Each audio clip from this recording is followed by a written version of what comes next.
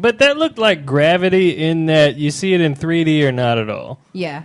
She didn't see it in 3D, and she was like, to be honest with you, if my mom hadn't came down here, then I probably wouldn't have wanted to go see it either. But I was asking her all kinds of questions about it, like, well, how did they get the line over? And do you want me to tell you how they got the line over? Yeah. They used a bow and arrow, and they shot a string first, and then they just... like a pulley system? Mm-hmm. Yeah. And then they just tied something heavier until they got the actual high wire. That makes sense. Yeah, she said that he went across a couple of times, and then he went across one time and like laid down. Like, I don't know this dude's MO. That's French. The Martian reminded me a lot of Apollo 13 because of the ending, which I won't reveal exactly, and also of Interstellar. And not only are they both movies about people in space, but Interstellar and this one, I felt like they're almost 3 hours long, and the first hour was awesome, and the second hour kind of dragged a little bit and got almost like borderline boring, and then the third hour came back and saved it. Like Castaway? Yeah, I think so. Castaway was the longest movie. I've never seen that whole movie all the way through. It's a good movie. Tom Hanks is the only I've one seen that like can the keep you that first involved part, for that and long. then like when he gets off. But You know enough to know who Wilson is. I just couldn't deal with the whole like when he was actually on the island thing. I was just like, okay, let me That was go do interesting. something. Castaway. Jesus Christ. Do you watch Scandal at all, Natasha? No, Okay. I just started. I know like in passing because my mom's always watching that. Well, the whole thing is, it's like the scandal initially was not that he was president, but it was that they were in a interracial relationship. Now that shit's so far out of the window that everybody else is like, what's next? Like, even the affair part is not even scandalous to us that watch it all the time anymore. Now we're just like, okay, yeah, they're together. They finally announced it though, or said it. Yeah. Yep, they announced it a couple of weeks ago. It's what it is. I did see that. I don't know if it was a recent episode because my mom saves stuff on TiVo where like she was talking to the wife and everything, and then she was like going to go on TV with her, and then he was like, "No, I'm not going to do it." Yeah, like, because Cyrus, his old advisor, who is now Millie's new advisor, has gotten Millie. And he's bitter because he asked Fitz, the president, to bring him back on as his advisor. Oh, yeah, and he said no. He said no. So now he's in his feelings because he's a gay man, and that's what he's supposed to do.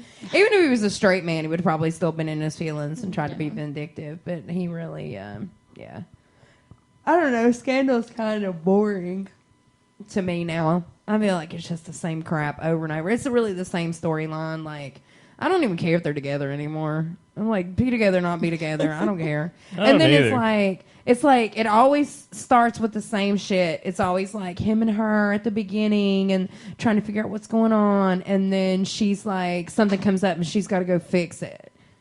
And then the fixed problem is always like some rich kid's mom is like, oh, my son's being framed for murder and everything, and so it makes it to where it kind of looks like the boy did it, but at the end of the show it's always the mom or whoever the original informant was that's the killer. So it's like there's a ruined format for your ass for every scandal of all time.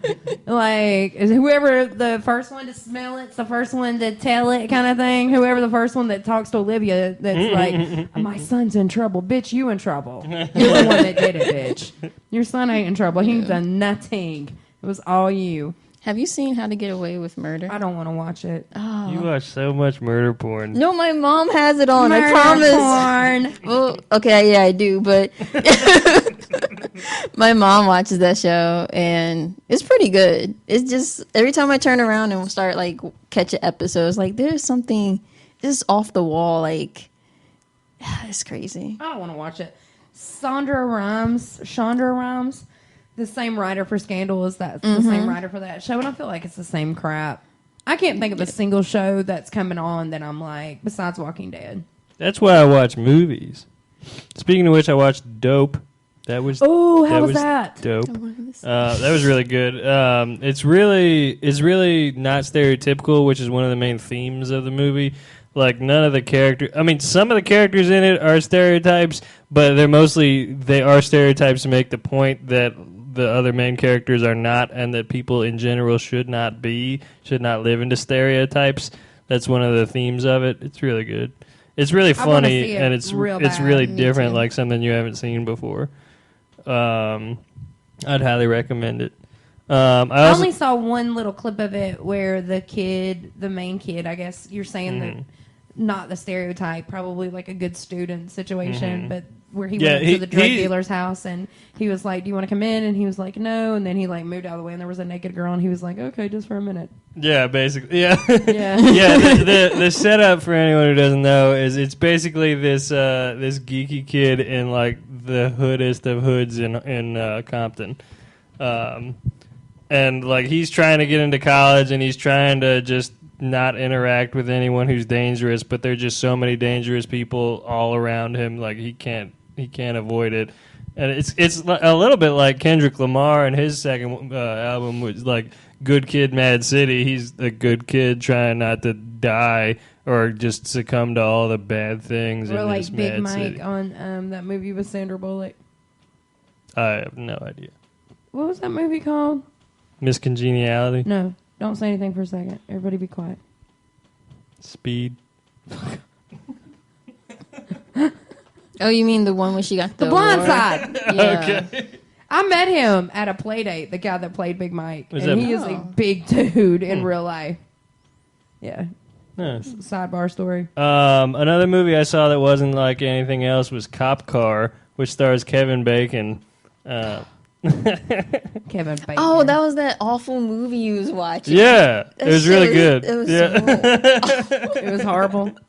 Thank you, Natasha. She thinks all the indie weird movies I watch are horrible. Because that one it has Kevin Bacon in it. Yeah, it has Kevin Like- Bacon as like a potentially crooked cop, Not potentially. well, you've seen the movie, and the setup is that these two little like 12-year-old boys are just playing around in the middle of nowhere in like Montana or something, and they stumble upon a cop car that's abandoned in the middle of nowhere, and it's got like a fresh beer on the hood, and they decided to just take it and start joyriding, and then things go horribly wrong.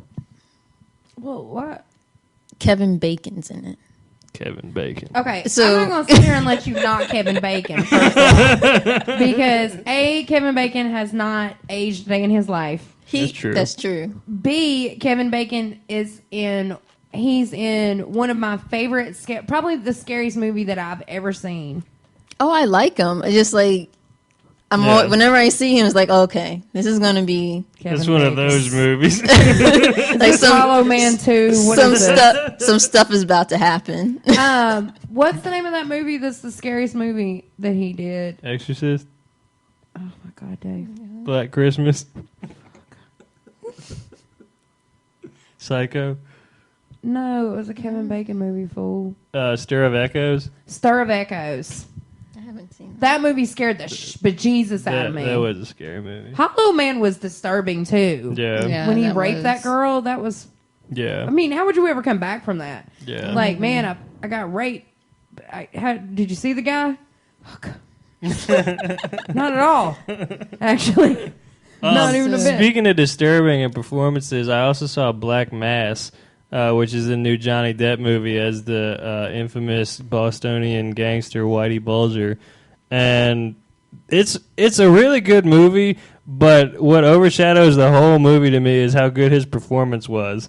Like I found myself not paying attention to the plot because he was that good at acting, and he was like sucking me into like his motions and like his just expressions, and I was like, wait a minute, what happened?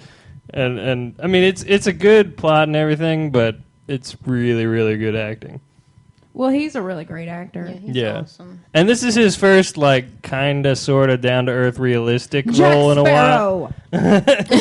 I mean, he's like a violent psychopath, and he's got a lot of prosthetics and stuff on, and he looks like Tim the devil. Burton No, do this movie too. no, Him and Tim Burton. Tim Burton's wife need to get a house together somewhere. yeah, Because they are all about each other in every movie. I heard that Tim Burton and his wife are breaking up. I And thought I'm they were like, getting a divorce. I thought that was old news though. Oh, is it? It was a while ago. Womp womp. Old news. Yeah, because I haven't heard remember about it. like some of my friends were making comments. They were like, "Oh, well, which one of them is going to get Johnny Depp in the divorce?" 'Cause they're You, like, you know my always favorite act performance together. from her probably ever of all time and she's so weird and awesome, was Fight Club. Yep. Yeah, she was on a whole nother Fight Club was such a dope ass movie anyway. Like, and so ahead of its time and so weird, and I wish that would happen. 99 was 99 was a great year for movies. That was Fight Club and The Matrix came out that year. My ex was obsessed with The Matrix. It's a great movie. I bought him the Matrix trilogy on Blu-ray when I bought him a new Blu-ray player the Christmas before we broke up. It's funny, we were talking about that. I was just talking about that earlier. I spent like $500 on that bastard, and we broke up a couple months later. That sucks. And I joined the circus. Read the book. Read the book. Son of a. Literally, there's a book. Right. Everyone check it out. I feel like, is it time to wrap it up? Because I'm sleepy. Yeah, we're toward the end. I just wanted to point out 2 albums that came out recently. One I talked about before, because I've talked about Run the Jewels. I don't know if you remember that. Run the Jewels is one of the hottest, best rap groups right now, and they're amazing, and everything they do is awesome. Although, they just came out with an album called Meow the Jewels, which is their last album, but remixed with all cat sounds. And I was really looking forward to it, and I gotta admit, I'm kind of disappointed. They came through. Well, yeah. They came through, and they really made an album with all cat sounds, but it's not as... The production is just... They're better off not using cat sounds. Look Alive's mix CD just came out, by the way. Oh, nice. What's it called? Look What You Made Me Do. Okay. And it is everything. Yeah. I love it. The other album that's actually in my CD player right now in my car is Big Grams, which is a collaborative album with Big Boy, which is half of Outkast, and Fantagram, which is like an indie alt-rock group. And they're really good on their own. They do a lot of like kind of spacey experimental pop stuff. And Big Boy is always great. And that album is like 10 or 11 songs long, but it's fantastic. It's called Big Grams. Big Grams. Yep. That sounds like what you would call your grandmother behind her back. Where are you going, Big Grams? Don't let her hear you say that. Take Big Grams some Reese cups. She likes them. And then the last thing, and then I'll stop talking because I'm tired too, and it's been a long show.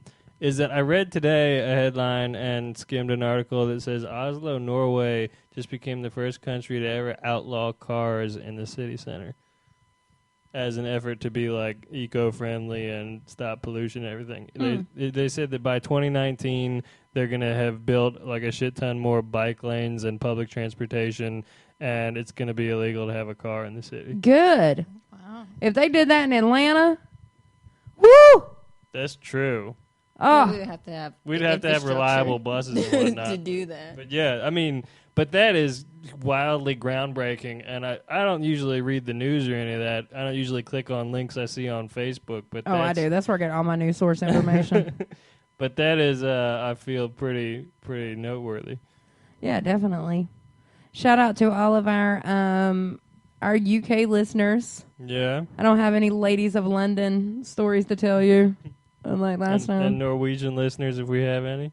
And all of our Swedish friends and our German friends. Keep making that good German porn, as Dave pointed out earlier. Other than that, come check me out at the Atlanta Comedy Theater on November 4th. I'm excited about that.